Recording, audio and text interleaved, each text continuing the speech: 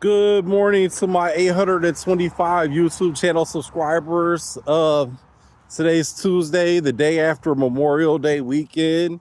Hope you guys had a nice time with your family, friends, and loved ones, which is really the most important thing in life, in my opinion. I'm on my morning 2.6 mile walk on the bike trail, and it's just a beautiful day. And this is actually my favorite time of the year, from Memorial Day weekend until Labor Day weekend. Like them 3 months in Springfield, Illinois. The weather's so nice. Everybody's out and about. And the other, oh, here goes a black rat snake that's going across the, hey, buddy. He's beautiful. You are just beautiful. Look at you. See, he made it to the other side. May he go in peace. I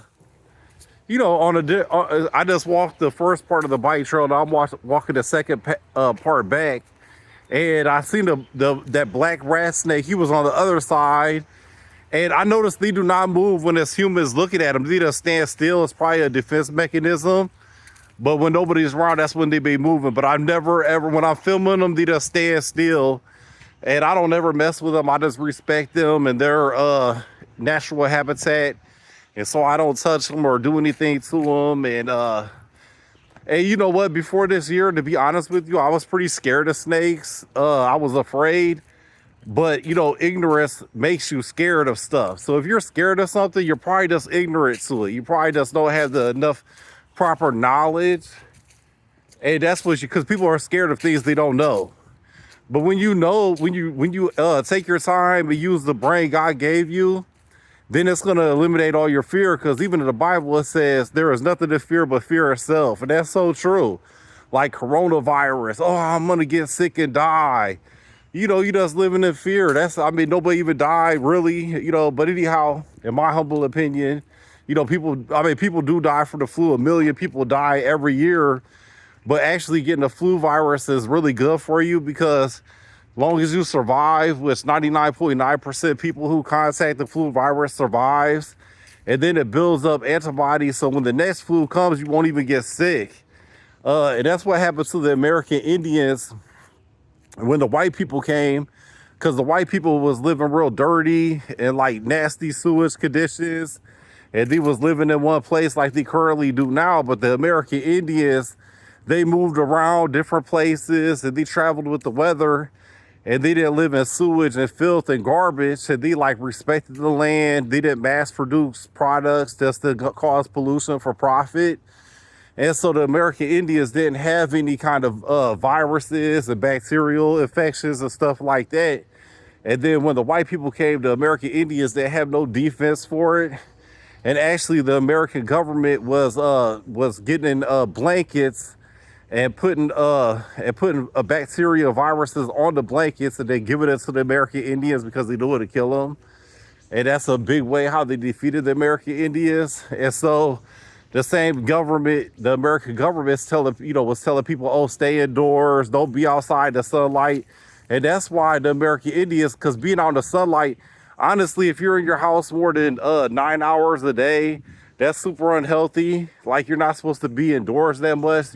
And they tell you, the government says that 15 more minutes of sunlight is unhealthy for you. But honestly, you need 8 to 12 hours of sun for your health. And if you're not getting that, that's super unhealthy. And that's why the American Indians had so much. That's why they have all the diseases and stuff, because the sunlight kills bacteria and viruses. You know what I mean? Fresh air, sunlight. So. But anyhow, so if you do your research and use the brain that God gives you, you're not gonna be afraid of flu viruses. You're not gonna live in one house. You're not gonna stay indoors all the time, because you're gonna be more intelligent to know that you need to be outside the sunlight, like I am right now. See, this is healthy for you. So that's crazy to stay inside, and then inside the houses and your HVAC systems and your ventilation, when you turn your your heater on and your air conditioner on, you're putting all that dust particles in the air and you're breathing that into your lungs, and it's gonna make you super unhealthy. And then also, I would say 99 out of 100 homes in America has mildew and mildew in it, because homes ain't even supposed to be around but like 5 years, 10 years old, and then you're supposed to build another house. But that's not what we've been taught. So people's living with mold and mildew in the walls, houses that's like 20, 30, 40, 50, 60 years old. Unless you completely knock the walls out and rebuild them.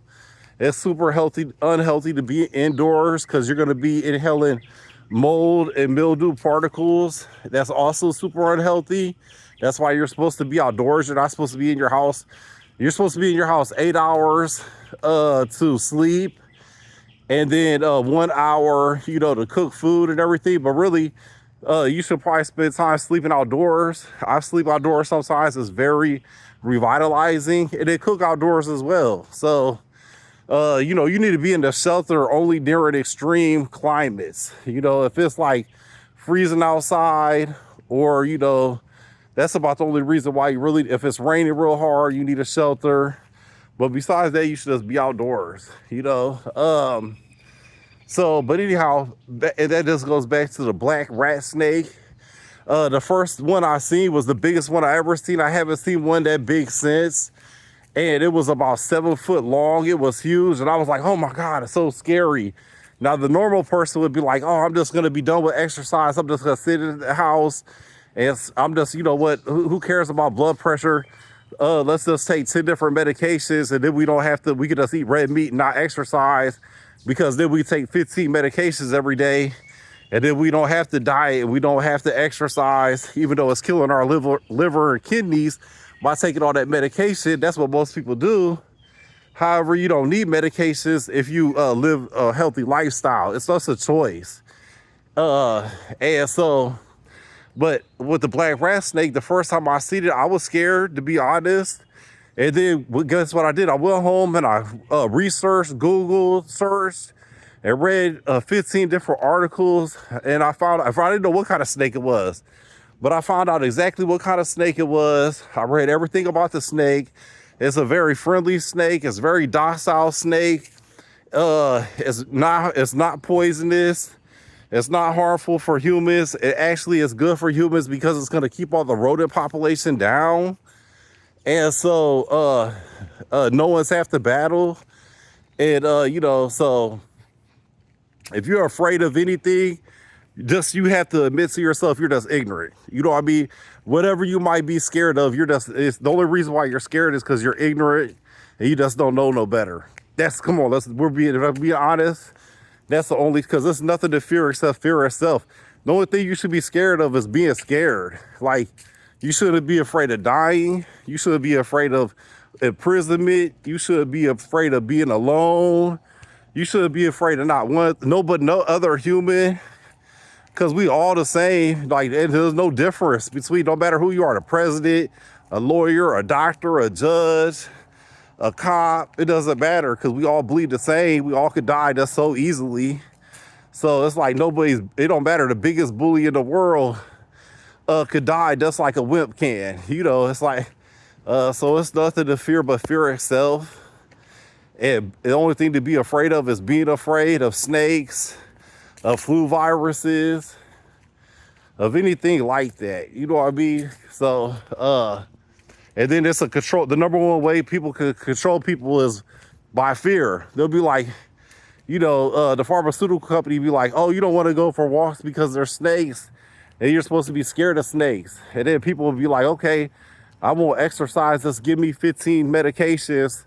And so they can make a profit off your fear, so don't let that fear control you. That's crazy. To me anyways.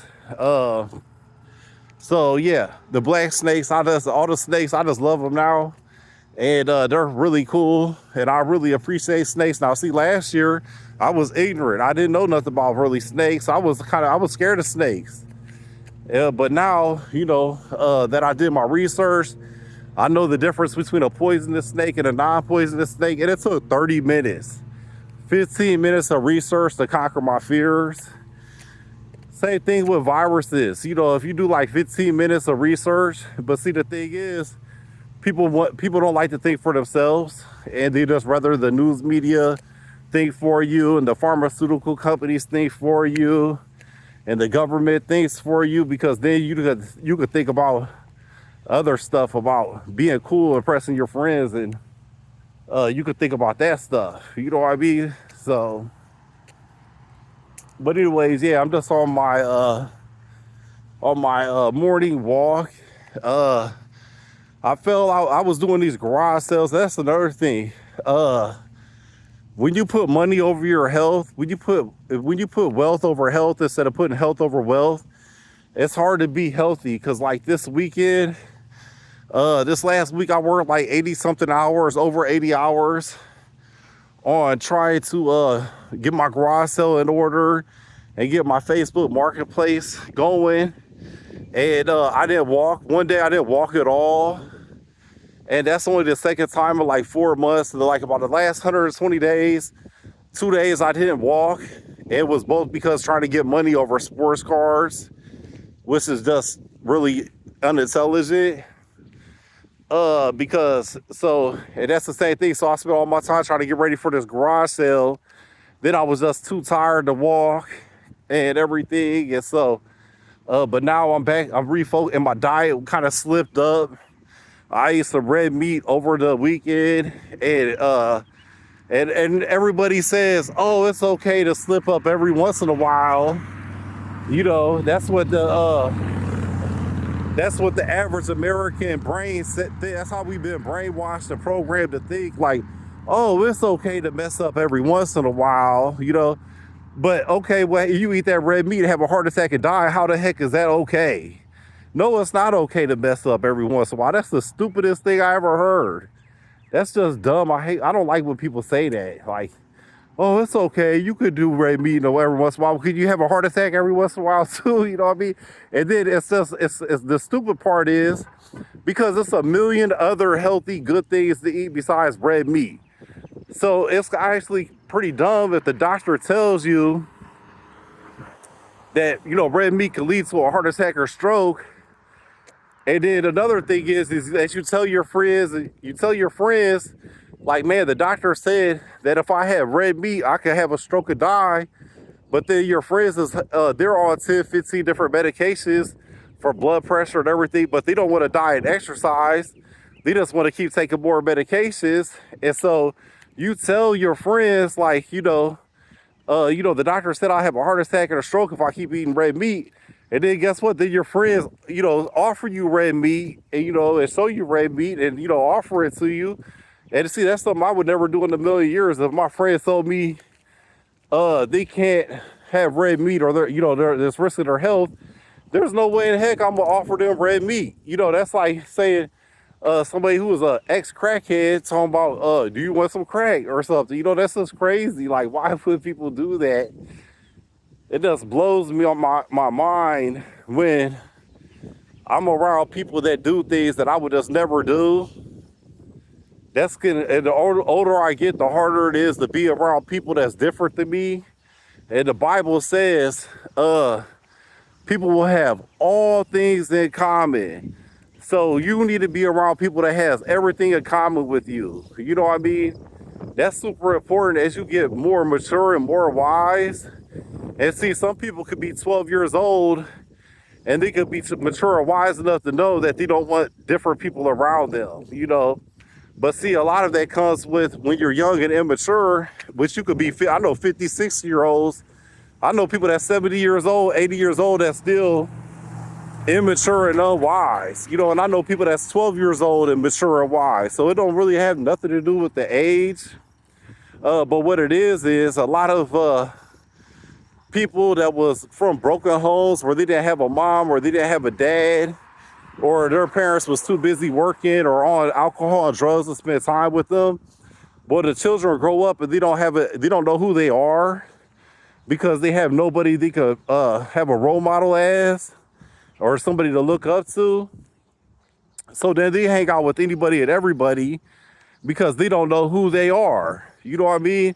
And some people could be 70 years old and they still have no clue who they are because they never spent time figuring that out, you know. So but anyways, so I didn't have no planned topic for this walk and talk. I just wanted to say just check in with you guys and see how your guys holiday went. My garage sale was successful. I had like 15, 20 people or so come by both days. They bought a lot of items, which is good. But to be honest with you guys, I would have rather been doing anything else besides a garage sale. And I cannot wait until I sell all my collectibles and all my values. And then I start the next chapter of my life. I do not want to waste another 5 minutes. 5 minutes to me is a lot. You know what I mean? If I waste 5 minutes doing nothing, it just don't sit with me right. That's why I want to get a farm, and I want to get farmland, and I want to spend every single minute being productive doing something. I just do not want to sit around waiting for people, you know, or just anything like that. Like, golly, no more. I just can't do anything more done. And like reselling stuff. And then, like I said, like, let's say, you know, I spent 80 hours on a garage sale. And then let's say I made $120 in sales, but I paid like $200 for the merchandise. And then so I lost $80 in profit and 80 hours of my time. And that just, you know, that gets me so angry. And what that does, it puts fuel on my fire just to get me to the position I want to be in. And I'm going to enjoy the you know, the struggle and the you know, the road to the destination, the journey to the destination. Even the tough parts of, you know, wasting time, wasting money. It's all lessons learned that I could apply to the future, and I'm looking forward to the future. And I just really can't wait to get all this behind me. And all the collectibles and everything. And that's another point I'll point out, is that you got to be super careful who you let around you, because the people that you spend time with, they influence you to be more like them, you know. And so, like, before I dated my ex-girlfriend, I was a minimalist. I only had a few items. I never liked to have a lot of items, but we dated on and off for so many years. And she was a kleptomaniac and had all kinds of addictions, gambling addictions. And so she would like to buy and sell things. But honestly, she was a thief and she stole things and then resold them. So it was always profit for her, because, you know, she didn't pay for them. She would have steal them from her friends, family, and me, you know, and anybody else she could steal from. And then she would sell them on Facebook Marketplace, so whatever she got for it, it would be a profit for her. But I don't steal. You know, I don't believe in stealing. I'm one of God's children. I live by the Ten Commandments, you know, as the way the Bible teaches. So I don't want to steal nothing. That's embarrassing. I always been intelligent enough. I could figure out how to get what I want. I never had to steal nothing, you know, never ever in my life. So that means I paid money for, you know, these collectibles, and then paying money and then selling them for a loss and putting your time into it is disheartening, especially with minimum wage. It's $15 to $20 an hour. So you really have to have time management. So that's pretty much the lesson and everything. But anyways, I'm also what's over it. Hope you guys have a good day. Take care.